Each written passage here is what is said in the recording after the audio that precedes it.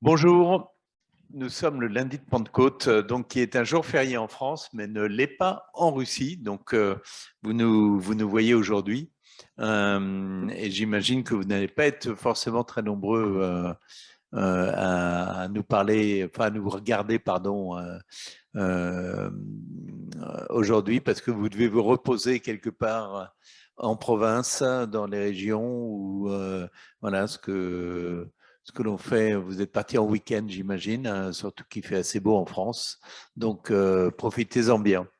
Euh, Surtout dans le parc de Chambord, de faire marquer Pavel qui apparemment a eu quelques petits soucis avec les grêlons. Euh, Arnaud, je cru comprendre qu'il ne s'est pas passé grand-chose pendant le week-end, mais peux-tu nous en dire plus? Merci Président, bonjour à tous. Effectivement, un week-end qui pourtant n'est pas un week-end de Pentecôte en Russie, qui est un pays orthodoxe et laïque.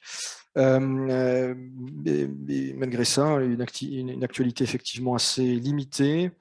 Quelques mots cependant de politique intérieure. Il y a eu, je dirais de façon traditionnelle, une nouvelle liste d'agents de l'étranger publiée par le ministère russe de la Justice. Dans cette dernière mouture, on relève entre autres la présence d'Oleg Kachin, qui est un journaliste connu, qui avait fait l'objet d'ailleurs d'une tentative d'assassinat il y a une dizaine d'années. Et Nikolai Petrov, qui est un géographe qui a travaillé notamment au Centre Carnegie de Moscou. Enfin, cette semaine doit être adopté par la Douma d'État le texte qui doit officialiser, permettre en quelque sorte à la Russie de ne plus appliquer les décisions de la Cour européenne des droits de l'homme. C'est quelque chose qui est dans les tuyaux depuis longtemps, mais ce sera désormais officialisé. C'est l'une des nombreuses manifestations de la rupture russo-européenne. Dans le domaine économique, j'en avais dit quelques mots, je crois, lors des dernières séances, mais la Banque de Russie doit se réunir vendredi. Alors, il s'agit d'une échéance normale, à la différence de la dernière réunion qui était une réunion extraordinaire, et les analystes s'attendent à une nouvelle baisse du taux directeur, peut-être jusqu'à 10%, peut-être en deçà. En tout cas, ce processus devrait se poursuivre. Quelques mots protocolaires, mais les mots ont aussi parfois leur importance, de la part de Vladimir Poutine, qui s'adresse aux futurs participants du Forum de Saint-Pétersbourg en soulignant que l'économie russe restera ouverte et que la Russie restera ouverte aux coopérations internationales tout en cherchant à accroître sa souveraineté économique au cours de cette décennie. Donc d'une part souveraineté, mais d'autre part un message d'ouverture, en tout cas au plan officiel. Enfin, quelques mots du budget russe et des rentrées pétro-gazières qui sont on le sait, importantes dans le contexte actuel et de façon générale en Russie. Par rapport au mois de mai de 2021, les recettes du budget fédéral tirées des exportations de pétrole et de gaz sont en hausse de 47%. Voilà, Président, les quelques bribes, les quelques éléments que j'avais à livrer aujourd'hui. Merci Arnaud. Alors sur un plan diplomatique, Igor, il s'est passé deux, trois choses. Oui, en effet, Président. Bonjour à tous. Alors, sur le processus diplomatique lui-même, rien de bien neuf, on s'en doute. Cela dit, il y a manifestement eu des consultations entre l'Union européenne, les États-Unis et la Grande-Bretagne sur quelles pourraient être les modalités pour que ces trois acteurs estiment valide un éventuel cessez-le-feu. Ces consultations auraient intégré notamment le plan italien, souvenez-vous qu'on a évoqué il y a quelques jours maintenant. Cela dit, manifestement, les États-Unis sont opposés à ce plan italien et à bâtir une hypothèse de cessez-le-feu à partir de ce plan italien. Le gros sujet, ça reste celui des céréales, puisqu'aujourd'hui, un article de Isvestia annonce que manifestement, on touche à un accord entre la Russie et la Turquie et l'Ukraine au sujet des modalités d'évacuation des céréales à travers le port d'Odessa. Ce serait une opération qui serait placée sous égide de l'ONU et qui interviendrait en deux temps, en trois temps en fait. Tout d'abord, la Turquie s'occuperait de déminer le port d'Odessa et les approches du port, comme d'ailleurs on l'évoquait la semaine dernière. Puis la marine turque prendrait en charge l'escorte des bâtiments qui seraient chargés de céréales pour les amener jusqu'aux zones neutres. Et à partir de ce moment-là, ce seraient les navires de guerre russes qui prendraient en charge la protection de ces mêmes bâtiments pour les escorter jusque vers le Bosphore. Pour l'instant, l'Ukraine n'a pas commenté en soi le plan. Les seuls commentaires qu'on a eus sont ceux du ministre des Affaires étrangères, M. Kouleba, qui évidemment a expliqué qu'on ne pouvait pas faire confiance à la Russie et que par conséquent, ce plan avait toutes les chances de ne pas fonctionner. Mais il n'y a pas de commentaire en tant que tel sur le rôle éventuel de l'Ukraine ou sur la façon dont Kiev voit ce plan. En tout cas, il y a quelque chose qui se met en place et qui doit encore être évoqué le 8 juin lors de la visite prochaine de Sergueï Lavrov en Turquie, où il va rencontrer son homologue pour manifestement finaliser ce scénario, donc encore une fois qu'on évoquait lors de notre séance de vendredi.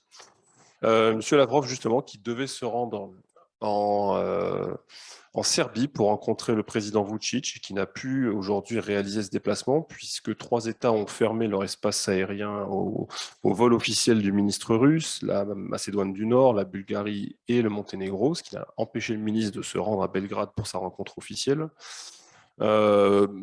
Lavrov a évidemment qualifié cette décision de complètement insensée, mais c'est plutôt la conférence de presse qui a été donnée de manière assez surprenante par le président serbe cet après-midi pour commenter cet incident. D'après lui, les pays qui ont pris cette décision, et à travers eux, en gros, l'Union européenne, cherchent à empêcher la Serbie de mener une politique étrangère indépendante. On sait que M. Lavrov, enfin, le ministre, est évidemment sous un certain nombre de sanctions, mais aussi que M. Vučić est l'objet de pression, enfin que la Serbie est l'objet de pression de l'Union européenne pour qu'elle adhère aux sanctions, d'une part, mais aussi sous manifestement de pression américaine, puis un peu plus récemment, là aussi, pour qu'elle adhère aux sanctions européennes prises contre la Russie. Dans le reste des petites nouvelles du jour, on peut également signaler le coup de sang, le coup de M. Erdogan, qui a rappelé qu'il n'y aurait aucune intégration dans l'OTAN, ni pour la Suède, ni pour la Finlande, tant que les exigences de la Turquie ne seraient pas satisfaites. Et d'autre part, je reviens sur le sujet des céréales un instant, on sait que les Américains ont également mis en garde environ 14 pays africains contre le risque qu'ils encourraient d'acheter des céréales ukrainiennes qui auraient en réalité transité par la Russie, puisque d'après les États-Unis, la Russie aurait retiré plusieurs centaines de milliers de tonnes de céréales ukrainiennes pour les réexporter notamment vers le marché africain. Donc les États-Unis ont mis en garde ces pays africains contre le fait d'acheter éventuellement ces lots de céréales. Et d'autre part, les Américains doutent que les pourparlers entre la Russie et l'ONU puissent aboutir. Cela dit, on voit que manifestement, cela en prend le chemin. Enfin, une nouvelle, l'Autriche qui a indiqué, enfin le chancelier autrichien qui a indiqué que son pays était favorable à ce qu'il y ait une étape intermédiaire pour l'Ukraine sur le chemin de son éventuelle appartenance à l'Union européenne. On voit qu'en tout cas, sur la forme, il semble rejoindre le schéma esquissé par le président Macron avec son projet de communauté politique européenne qui serait une sorte on en a parlé ici, un petit peu d'antichambre, quoique, pour une éventuelle adhésion à l'Union européenne pour un certain nombre de pays, dont l'Ukraine. Voilà, Président. Merci Igor. Qu'est-ce que ça veut dire les États-Unis mettent en garde les pays africains? Ça veut dire que très concrètement, ils ont fait une lettre pour leur expliquer qu'il y avait donc des céréales, entre guillemets, frelatées, puisqu'elles étaient passées par la Russie, qu'il ne fallait donc pas les acheter. Est-ce que c'est une menace? Chacun y comprendra ce qu'il veut entre les lignes, mais à mon avis, c'est une invitation à la très, très grande prudence. Sauf que les pays africains, s'ils ont besoin de ce blé, ils vont pas. C'est le choix d'entendre faire mourir de faim leur population ou les menaces américaines, ça? Voilà, c'est assez schématiquement, c'est ça. Mais aujourd'hui, les Américains ont autorisé 2 tankers chargés de pétrole vénézuélien à parier pour l'Europe. Donc en fait, ils contrôlent les exportations de pétrole vénézuélien aussi. Donc s'ils veulent, ils peuvent avoir des gestes de, comment dirais-je, de générosité. Ils sont extrêmement généreux, surtout que le Venezuela était un pays ennemi, si je me souviens bien. Il était très très ennemi il y a 3 ans, il est un peu moins ennemi aujourd'hui. Ah ouais, c'est Et même entre-temps, il y a eu un changement d'administration. Et ce sera bientôt un pays ami. Oui, visiblement, les réconciliations sont assez fulgurantes. En parlant de déplacement de Lavrov à Belgrade, nos auditeurs nous disent qu'il a été annulé du fait que les pays frontaliers ont interdit le survol de son avion. Les vols vers Paris via ces pays sont-ils remis en cause? Pouvez-nous acheter des billets? Alors, à moins que vous ne soyez Lavrov, dit Pavel. Mais non, bien sûr, vous pouvez, les vols sont pas mis en cause. Le seul problème de Belgrade, c'est toujours le même, c'est que la nourriture est délicieuse, mais il y a toujours des alertes à bombes sur les vols de Belgrade et de ce fait, les avions ont beaucoup de retard et quand vous arrivez à Sheremetyevo, les contrôles, ils sont très fréquents et très longs. Voilà. Donc, c'est pas le vol préféré. En tout cas, Pavel va dire une bêtise. Donc, à Belgrade, on est souvent accueilli à coups de serbe. C'est inexplicable. Donc,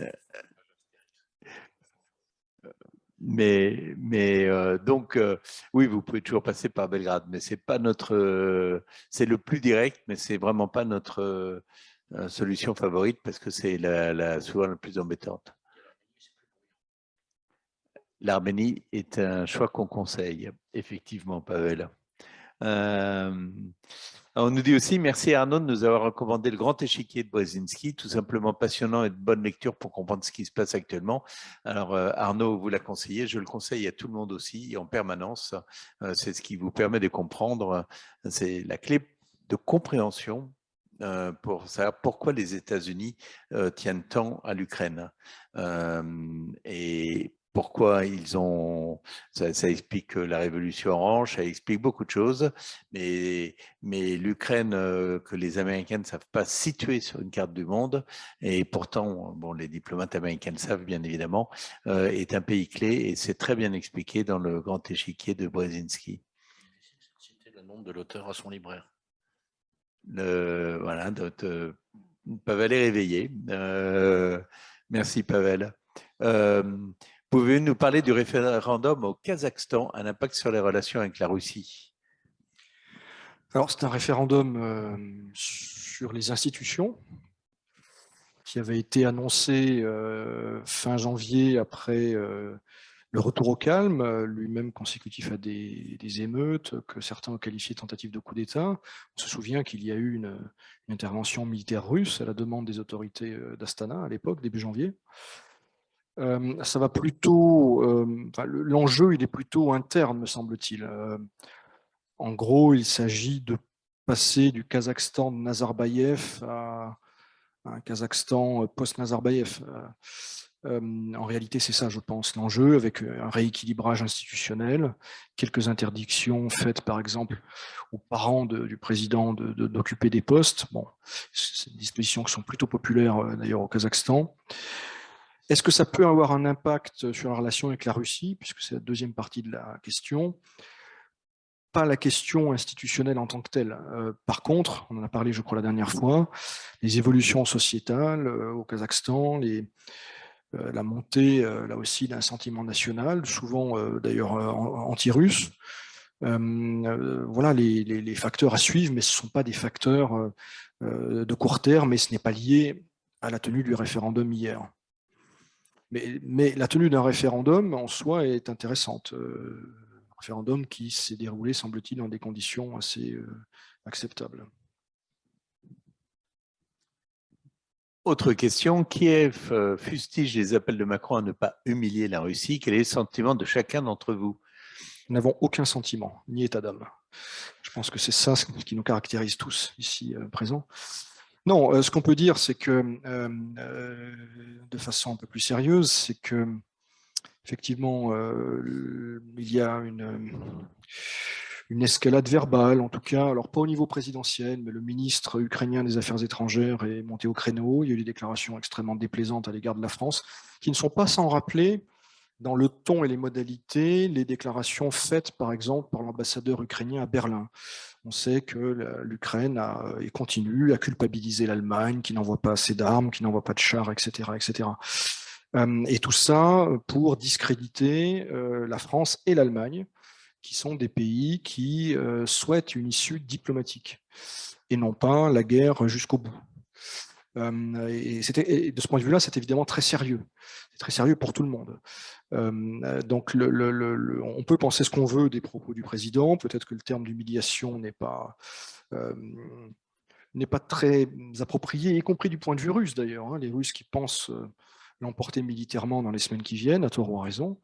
En tout cas, l'idée d'une sortie diplomatique et l'idée que dans 10 ans, dans 20 ans, dans 100 ans, on sera toujours voisin de la Russie, cette idée est assez implacable. Or, c'est cette idée-là qui est remise en cause. Il s'agit, encore une fois, dans l'esprit de la direction ukrainienne et d'autres pays européens, et également de la Grande-Bretagne, d'imaginer un continent sans Russie, en fait. L'idée de l'humiliation est toujours une très mauvaise idée. Et effectivement, il ne faut pas humilier la Russie, il ne faut pas humilier non plus l'Ukraine. Mais si on cherche à humilier quelqu'un, on va le payer très cher un jour ou l'autre, que ce soit la Russie ou l'Ukraine. Donc oui, le président Macron a raison. D'après le journal espagnol El Mundo, l'Inde revend le pétrole russe acheté à l'Union européenne en faisant un bénéfice en passage. Qu'en pensez-vous? Je n'ai pas entendu ça. Mais...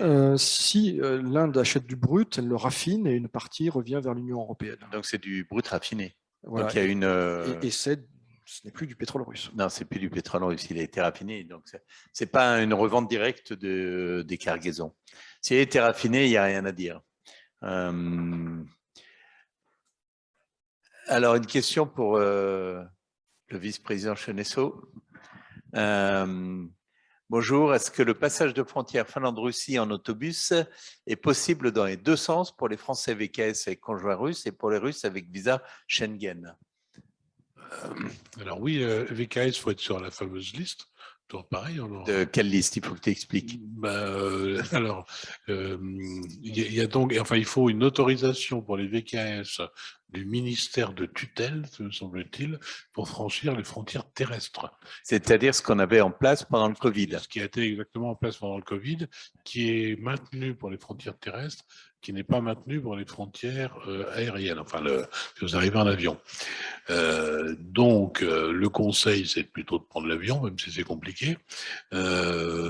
Autrement, de demander cette fameuse autorisation de figurer sur cette fameuse liste dont je ne sais pas très bien comment elle fonctionne, mais bon, c'est le principe de base. Pour le reste, les frontières sont ouvertes pour le moment, les bus fonctionnent, donc il n'y a pas de raison particulière. On n'est jamais à l'abri, ceci dit, d'une décision du chauffeur de bus, parce qu'on l'a déjà vu passer, qui estime que le visa que vous avez entre les mains va pas vous permettre de passer dans un pays ou dans l'autre et appliquant un certain principe de précaution, ne vous embarque pas. Ça c'est déjà vu. Et donc voilà, il y a toujours ce petit risque-là parce que le chauffeur ne va pas passer 3 heures à la frontière avec des gens débarqués. Voilà, mais pour le reste, ça fonctionne. On nous demande, on doit être sur liste même si on est marié à un citoyen russe? Je ne sais pas. A priori, oui. Si oui, parce que le visa est VKS, oui. Si le visa est VKS, je ne vois pas pourquoi il y a une différence. Non, il y a... Parce que toi-même, tu as eu un problème, Gilles, il y a quelques mois. Alors, quand je suis rentré, mais c'était juste 3 jours après le début des opérations spéciales, donc c'était un peu flou. Et non, j'ai été débarqué du train. J'ai pris le fameux train Allegro qui fonctionnait encore à l'époque, mais qui était effectivement réservé aux porteurs exclusifs de passeports russes ou finlandais. Et ça ne s'appliquait pas, contrairement à ce qu'on pensait alors, aux vides c'est ça. Donc voilà, donc maintenant, de toute façon, il n'y a plus de train, donc on n'en parle plus. Donc voilà, la question est résolue. Le vide permis de séjour, long terme. Voilà. Ouais. Qui peut s'obtenir justement en étant conjoint. Alors, on nous dit frontière près de Helsinki, on peut passer avec un VKS, 6 certificats de mariage avec une Russe. Et c'est notre directeur général adjoint qui nous dit ça. Bah, tant mieux, Parce qu'il est marié avec une Russe, effectivement. Et il a testé. Et il a passé, Nicolas, c'est ça, tu es passé avec le certificat de mariage, donc sans être sur la liste. Si tu peux confirmer, Nicolas. Parfait. Si ça fonctionne, c'est oui, le genre d'expérience qui le montre, mais ceci dit, ce qui peut marcher un jour ne fonctionnera peut-être pas le lendemain. Donc, certaine prudence et de rigueur, dirons. Bon, en tout cas, prenez votre certificat de mariage. Oui. Un VKS peut-il sortir de Russie par voie terrestre sans être sur les fameuses listes? Pour sortir, on peut. C'est pour rentrer en Russie où il faut être sur les fameuses listes. Sortir, on n'a pas besoin d'être sur des listes, on n'a plus besoin de quoi que ce soit, je crois, de toute façon, en termes de Covid. On nous dit c'est pour votre objectivité, votre professionnalisme, ainsi que votre absence de sentiment et d'état d'âme, plus les jeux de mots de Pavel que l'on vous adore. Merci beaucoup. Mais il ne faut pas dire ça à Pavel parce qu'il va en faire d'autres. On nous dit aussi à quand les QR codes sur les barils de pétrole? Ça, je n'en sais rien, mais effectivement, ça serait. On pourrait mettre des QR codes. Et sur les céréales. Ça sera encore mieux sur les céréales. Et nous n'avons plus de questions. Vous êtes en week-end, donc j'imagine qu'effectivement, vous avez plus envie de vous reposer que de poser des questions, et vous avez bien raison. Pavel, un dernier jeu de mots avant la fermeture? Un jeu de mots laid. Non, mercredi n'est pas férié, hélas, en tout cas pas que je sache. Non. Voilà, donc une information dûment confirmée par notre président et néanmoins émis. Donc rendez-vous mercredi et vendredi à 17h30 heure de Moscou. Vos questions sur notre hotline et les questions douanières d'ailleurs, puisque nous recevrons un certain nombre de questions suite à notre collaboration nouvelle avec les services fédéraux douaniers. Et puis, en ligne, sur notre site, vous retrouverez, outre les déclarations tonitruantes de Borat suite à l'issue du référendum kazakh, des informations sur la session du comité Impôts, Finances et Sécurité, le 7 juin, le 10 juin, un séminaire de retail dans la réalité actuelle en Russie, et le 23 juin, une rencontre des directeurs généraux des sociétés membres de la CCI France-Russie. Comme on dit à Nur-Sultan, tenez bon. C'est plus Nur-Sultan. C'est à nouveau Astana? Non, c'était Astana, c'est devenu Nur-Sultan. Ah, bon, on ne connaît plus la capitale du Kazakhstan, on vous dira ça la fois prochaine. On a quand même une question et une remarque. On nous dit que parfois sous le normalien perce les colliers.